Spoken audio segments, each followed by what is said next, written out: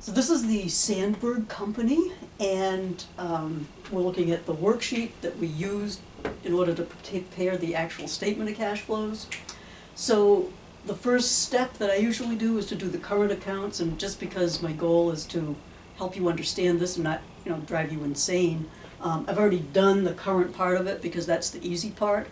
So, cash increased to 69, that explains how it got from 33 to 102.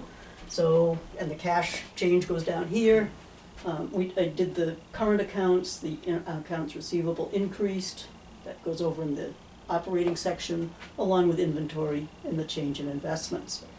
Okay, and accounts payable, and accrued expenses payable. So those are all the current accounts done. You make the entry that explains what happens, how it got from this point to this point. You make the opposite entry over here, and for the current accounts, they're all in the operating section, and you just tell what happened and make the entry. Okay, so the next step is to move to the additional information, and so they give net income for the year of $112,660. Nice round number. So that's going to increase retained earnings by $112,660. Double check that one. And we know that net income goes up at the very first item in our operating section. Okay, they give depreciation expense as $30,500. All right, so we know that that's an income statement account that is going to go in the operating section as well. And they told us that's the depreciation is $30,500, so we just go $30,500, and then accumulated depreciation, this would go over as a credit here. Okay, so that's that. So far, so good. Oh, we paid some cash dividends of $48,000. That reduces our retained earnings in the top section. And retained earnings, stockholders' equity account, financing activity. So paid dividends. And we did the debit part of the entry here. Paid dividends would end up as a credit on the bottom part of the worksheet. Okay. Now what happens next? It says cash received for equipment sold. It gives us the original cost of the equipment and the gain on the transaction. Okay, so we basically have to recreate the journal entry. So I'm going to make a little spot to do that here. Okay, we're going to recreate the journal entry. We got cash. We sold some equipment. We know that the accumulated depreciation has to come off. And they tell us there was a gain on the transaction. Okay, so a gain is going to be a credit entry. So they tell us the gain is $5,000. They tell us the cost of the equipment is $36,000. And they also tell us that we got cash of $15,000. So this is a game of sort of fill in the blanks. What must that number be to make this work? And so that actually comes out, the accumulated depreciation must have been $26,000. In a lot of the problems, they'll give you sort of 3 out of 4 of these items, and you just have to know, you have to just know the setup to figure out, how to plug the number that you need. Okay, so knowing this, what do we do with it? We've recreated the journal entry that must have happened. Now we're going to post it more or less as is. Cash, as we know, we only make this first adjustment to cash. Everything else goes somewhere else. Since this involves long-term assets, this is the cash we received for selling the plant assets. So we're going to be going sold plant assets. And this gets a little complex because I put the journal entry right where I need to put everything else, but hopefully you're looking at the notes. So we sold plant assets, that would be a debt in the debit column here of 15, because that's the cash that we got. And then, what else do we have here? Oh, so we did the accumulated depreciation, we said was $26,000, so that just goes over here. Okay.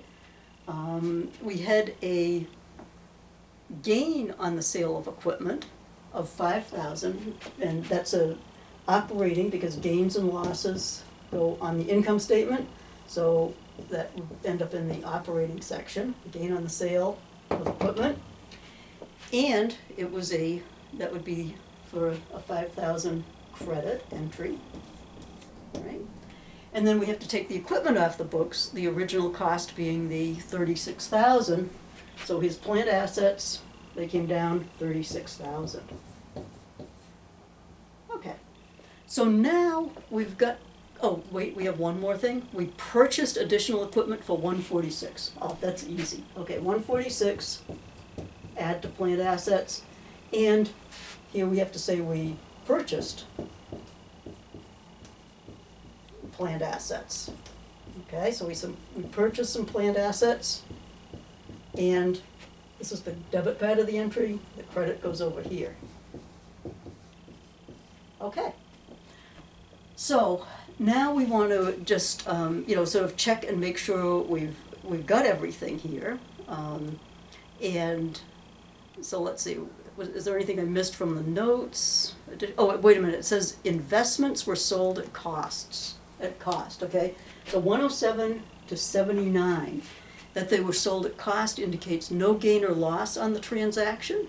So that means that 27.5 of investments were sold. And investments, this is the easy one, it goes in the investing activities. So we sold investments, and we got cash for that of the 27.5. Okay, so 27.5 goes here. All right, so I think we have pretty much looked at everything there, and then we just have to make sure that everything sort of adds and subtracts across, so you make sure that the cash totals are okay and all of your current assets. Investments went down that amount. Planned assets, the 205 plus 146 minus the 36 should equal that. Your accumulated depreciation of 40 plus the 30,500 minus that should equal that. Okay, payables, common stock, oh, they didn't tell us about bonds payable and common stock. Looks like we issued some bonds payable and we issued some common stock. So we've got to include that here. So it looks like it was 75,000 of bonds payable to get us from 70 to 145. Financing activity, so we issued bonds payable. That's a credit here. This would be the debit part, which makes sense because we got cash because we issued it. We also issued some common stock. So 200 to 250, we get 50,000 more in common stock and 50,000 more here in cash. So now when we total all these up, and it's important to note that you're totaling starting at the very top and doing all the debits all the way down. Okay, so when we total that, we should get 661, 160, right, let's see, 661, 160. All right, and then if we total all the credits up to the top, we get 591, 860. And when we add them up, we should get to 661, 160. Okay, so that's the Sandburg Company, and I'll be doing, the next podcast will show us how to get from the statement of cash flow effects to the actual statement of cash flows.